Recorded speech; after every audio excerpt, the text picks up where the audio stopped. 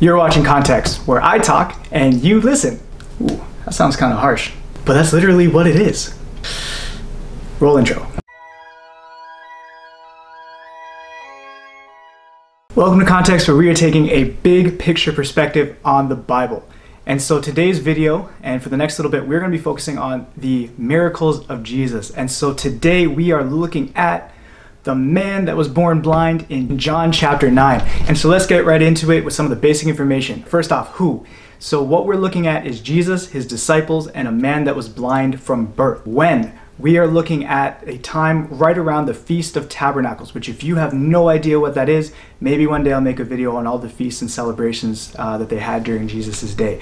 And the last thing is the where. And we are looking at just outside the temple, and we know that because Jesus has actually been preaching in the temple, and he's just leaving the temple as we're starting chapter 9. Okay, so now that we know that basic information, let's widen the scope, let's hit the context. So what is happening right before this chapter? So if you look back in chapter 8, basically it starts out with the woman that is caught in adultery. And it's a great story, you should read it, but long story short, Jesus ends it by kind of writing in some sand, exposing a bunch of people's sins, and they all run away and no one wants to stay and stone the lady anymore. Then Jesus goes and talks about, how he is the light of the world, right? How he is to bring light into darkness and expose the various things that are going on. And he finishes the chapter by calling the Pharisees children of Satan. And they're not super happy about the whole devil's kids thing. And so they're actually now switched from that woman in adultery, and they're picking up stones to stone Jesus himself. And the Bible says in the very end of that chapter that he hid himself away and he passed through them. So as he's passing through them,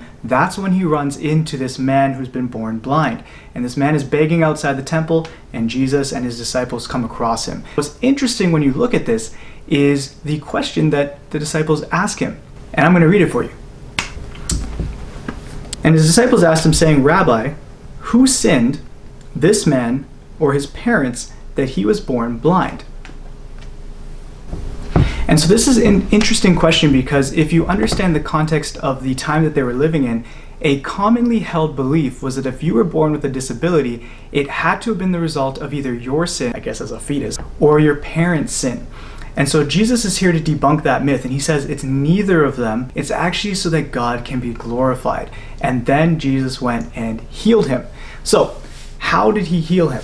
Well, he spit on the ground, took some of that wonderful dirt saliva mixture, made some clay, and just smeared it all over his eyes. And then he sent him to wash in the pool of Siloam, which when I actually looked into it was a pretty tall task, considering it was over a kilometer away. So this man with clay dirt all on his face has to now travel over a kilometer to wash it off. But what's really cool is when he washes it off, guess what? He can see. And obviously, like with any miracle, it's super exciting and people are super amped, and eventually they bring him to the Pharisees. And the Pharisees are not quite as amped because it's Jesus. So the Pharisees, they're still probably a little bitter from the whole devil children thing, and they just can't accept that Jesus has healed this guy. And unlike that guy, unfortunately I still need my glasses. But the Pharisees, they can't accept that it's Jesus, right? And one of their biggest issues is that this healing happened on a Sabbath, and the Jewish Sabbath restrictions or rules were super strict, right? I'll explain it by using two different examples. The first one was Jesus and his disciples were walking through a field, and they picked some grain and they rubbed it together so they could eat it. And they were accused of harvesting and processing the grain. That's how strict they were.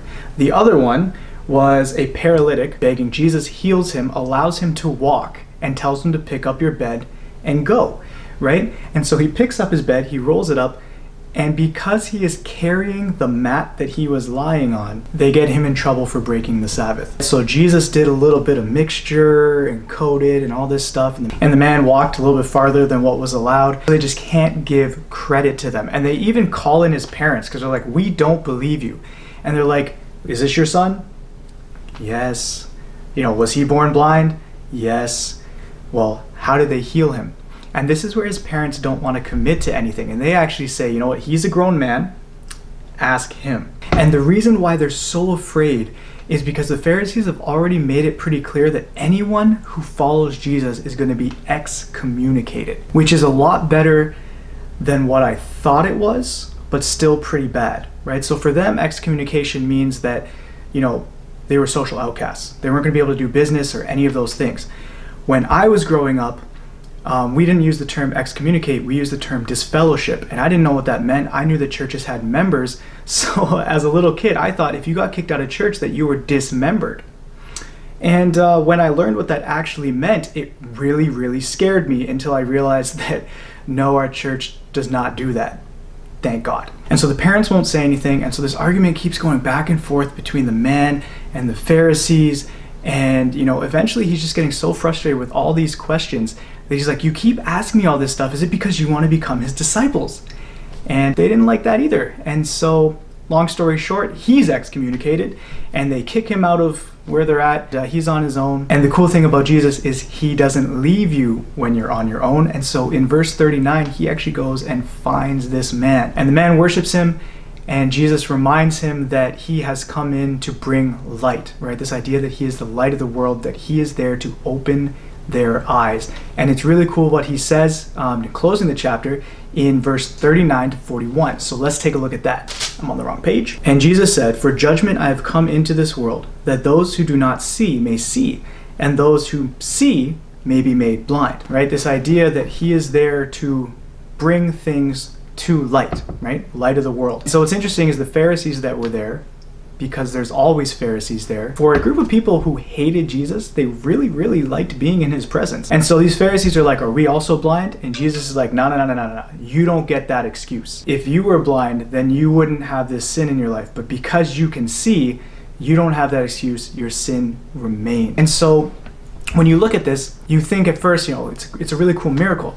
But when you actually get to the context, this is kind of like Jesus's mic drop moment in the middle of an argument that he's having with the Pharisees. It is a walk the walk moment for Jesus, and just a real life example of what he is trying to do spiritually in our lives. And there you have it. That is the context around John 9 and the man who was healed from a life of blindness.